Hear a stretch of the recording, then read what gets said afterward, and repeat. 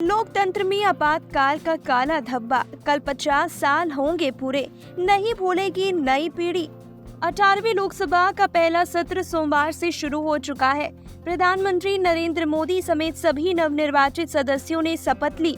प्रधानमंत्री नरेंद्र मोदी ने सत्र से पहले अपने संबोधन में सभी सदस्यों को बधाई और शुभकामनाएं दी। पीएम ने आज के दिन को लोकतंत्र के लिए गौरव का दिन बताया। प्रधानमंत्री नरेंद्र मोदी ने अपने संबोधन में आपातकाल का जिक्र किया, देश के सामने अपना विजन रखा और लोगों की उम्मीदों पर खरा उतरने की बात कही। प्रधानमंत्री नरेंद्र मोदी ने कहा कि संसदीय लोकतंत्र में आज का दिवस गौरवमय है। ये वैभव का दिन है। आजादी के दिन पहली बार हमारी अपनी नई संसद में यह शपथ समारोह हो रहा है।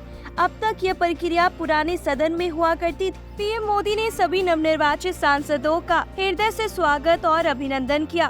पीएम मोदी ने कहा कि 18वीं लोकसभा का गठन भारत के समान लोगों के संकल्प के पूर्ति का है। नए उमंग और नए उत्साह के साथ नई गति और नई ऊंचाई को प्राप्त करने के लिए ये अत्यंत महत्वपूर्ण अवसर है।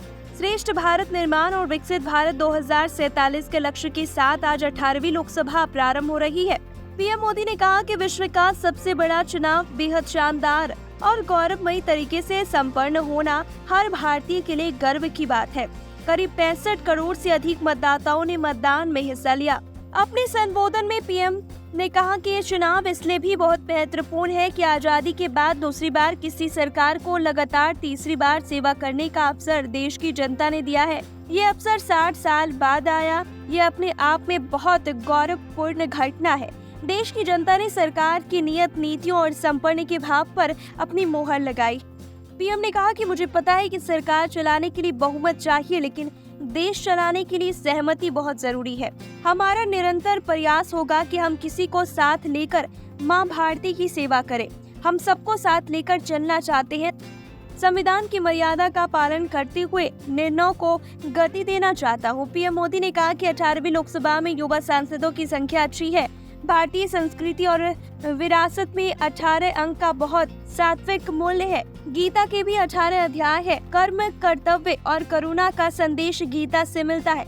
हमारे यहाँ पुराणों और उप पुराणों की संख्या भी 18 है। 18 का मूलांक 9 है। 9 पूर्णता की गारंटी देता है। 9 पूर्णता का प्रतीक अंक है। 18 साल की उम्र में देश में मताधिकार मिलता है। 18वीं लोकसभा का गठन भी शुभ संदेश देता है।